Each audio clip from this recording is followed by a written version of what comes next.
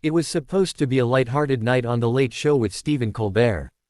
The audience cheered as Mark Wahlberg, Hollywood's fitness king and devout Catholic, walked onto the stage, flashing his familiar confident smile. Colbert, known for his sharp wit and ironic humor, welcomed him with an energetic handshake. "Ladies and gentlemen, Mark Wahlberg. The man who wakes up at 2:30 a.m. just to make the rest of us look lazy." Colbert joked, earning laughter from the crowd. Mark laughed politely, adjusting his suit. "Hey, man, someone's gotta keep Hollywood on schedule." It started well, banter about movies, workouts, and Wahlberg's upcoming project, a gritty biopic about redemption and faith. But as the conversation shifted, the atmosphere began to change. "So, Mark," Colbert began, leaning back in his chair. "You've been very vocal lately about faith and values in Hollywood. Do you ever worry that might alienate some of your fans?" Mark's smile faded slightly. "Not at all. I think faith gives people strength, especially in an industry that can tear you apart if you don't know who you are." Colbert nodded but couldn't resist adding, "But Hollywood made you who you are, didn't it? It's the same system you're calling out." The audience chuckled nervously. Wahlberg leaned forward, his eyes focused. "Hollywood gave me a career, yeah. But not peace. That came from God. I've seen too many people lose themselves chasing the next hit, the next role. Fame's a drug, man." The tension thickened. Colbert, who often uses humor to navigate serious topics, smiled but seemed cautious. "So you're saying success is dangerous? You're one of the most successful actors in the world." "I'm saying success means nothing if you lose your soul," Mark replied calmly, but his tone carried weight. The audience grew quiet. Even Colbert seemed caught off guard by the seriousness of Wahlberg's answer. He tried to lighten the mood. "So, no chance you'll ever do a TED3 then?" Mark chuckled softly. "Only if the bear starts going to church." The crowd erupted in laughter, but Colbert's smirk lingered. Then came the clip that would go viral later that night. Colbert pulled out a card. "Let's play a quick round of confess or stress. You confess something true, or I'll give you a stressful question. Sound fun?" Mark shrugged. "Let's go." Colbert grinned. "Confess. What's something you've done in Hollywood you regret?" Mark paused. "Plenty. But I've tried to make peace with it. I'm not proud of all my past roles, or my past, period. But I've grown." "Okay," Colbert pressed. "So, no regrets about promoting violence in films while preaching peace off screen?" The room went still. Mark's jaw tightened. "You know, that's a fair question, but it's not hypocrisy to play a role. It's my job as an actor. My faith is what guides me off the set." Colbert nodded, but his tone sharpened. "Some might say it's convenient, acting tough for money, preaching humility for headlines." The laughter stopped completely. Mark leaned closer to the desk, his voice low but firm. "I didn't come here to argue, Stephen. I came here to talk about change. I used to be that guy, the tough one, the angry one. I've done things I'm not proud of. But I'm not that person anymore. And if people think that's fake, they don't know me." The audience applauded softly, sensing the sincerity in his voice. Even Colbert seemed to reconsider, glancing down at his notes.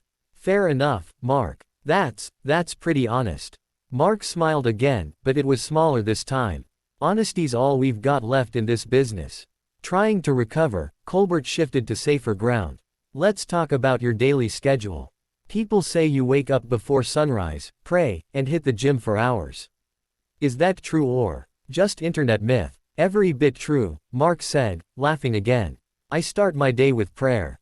Without that, I can't handle everything else, the fame, the noise, the pressure. I need silence before the storm." That line hit the audience differently. There was admiration now, even respect. Colbert smiled, perhaps realizing the balance between teasing and truth had tipped too far. "Well," he said finally, "I might have to start waking up earlier too." Mark chuckled. "One step at a time, brother. Maybe start with cutting out the late-night jokes about me." The crowd laughed again, this time with relief.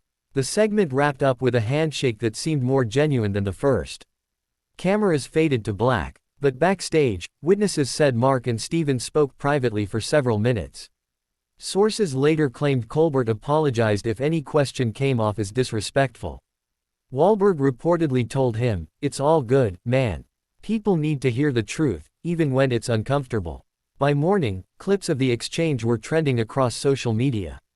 Some praised Wahlberg for standing firm in his beliefs. Others accused him of being self-righteous. But one comment on YouTube summed it up best. Greater than, two men, two worlds, one conversation that Hollywood needed. And as Wahlberg's team prepared for his next interview, one thing was clear: he hadn't come to Hollywood just to entertain anymore. He came to challenge it. The morning after The Late Show aired, the entertainment world woke up buzzing. Hashtags like hashtag Mark vs. Colbert, hashtag Faith in Hollywood, and hashtag Wahlberg Unfiltered dominated social media trends across the US. Within hours, clips from the interview had racked up millions of views on YouTube and TikTok. What was meant to be a casual late-night chat had turned into a cultural storm. On one side were fans praising Wahlberg for standing firm in his faith and speaking with rare honesty. Greater than, finally, someone in Hollywood who isn't afraid to talk about God, one tweet read. Mark Wahlberg just said what half of America's been thinking, another wrote. But not everyone was impressed. A few entertainment journalists criticized his tone. Greater than, Wahlberg's sermon felt rehearsed, a columnist from Variety posted. Faith is personal, but preaching it on Colbert's couch felt more like PR than conviction. Mark himself stayed silent online. No tweets, no interviews, just a short message from his publicist. Greater than, Mark stands by everything he said. Faith and forgiveness are not controversial, they're universal. Meanwhile, Stephen Colbert addressed the incident briefly on the next night's show. With a calm smile, he told his audience, last night's interview got, let's just say, passionate. But I've got nothing but respect for Mark Wahlberg. The man wakes up earlier than my coffee pot. The crowd laughed, but anyone watching closely could tell, Colbert knew the clip had gone further than expected. 3 days later, Mark appeared on Good Morning America to clarify his side. The host, Robin Roberts, asked gently, Mark, that exchange with Stephen Colbert, people are saying you looked frustrated.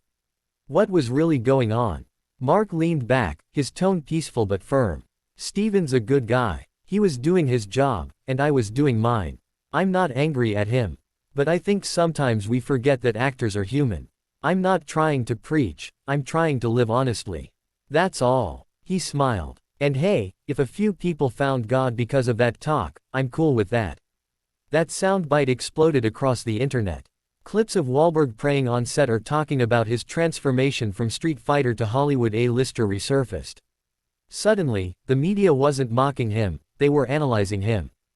At a film event in Los Angeles a week later, reporters asked other celebrities about the viral moment. Dwayne "The Rock" Johnson spoke first. Mark's a solid dude, he said. He's got discipline and belief, two things the industry could use more of. But another A-list actor, who preferred to remain anonymous, disagreed. There's a time and place for everything.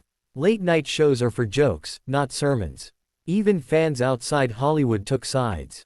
Churches shared the clip in Sunday services, calling it proof that faith can survive fame.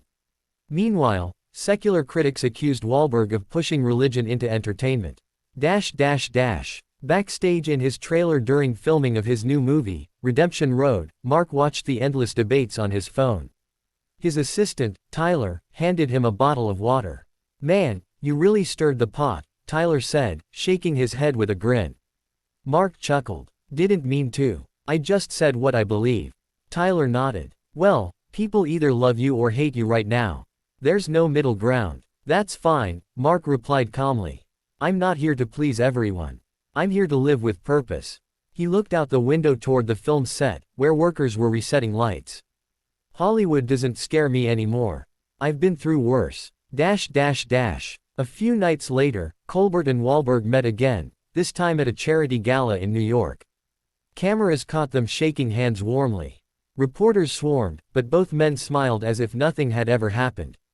Colbert leaned in quietly and said, "Next time, let's argue about pizza instead of religion." Mark laughed. You'd lose that one too. Their laughter, genuine and unscripted, ended weeks of speculation that they were feuding. Behind the scenes, the moment had a deeper effect than either of them expected. Late-night producers began discussing how interviews had become too shallow, too scripted. Some suggested allowing more real conversations on air. Others feared authenticity could hurt ratings. But one thing was undeniable: the audience was hungry for honesty again. Days later, Wahlberg posted a short video on Instagram. No filters, no dramatic background, just him sitting in his backyard, holding a cup of coffee. Greater than, look, I'm not perfect.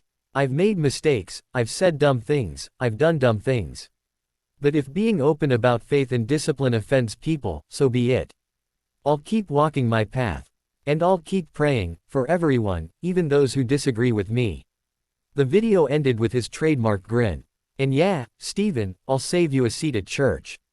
Within hours, millions viewed it.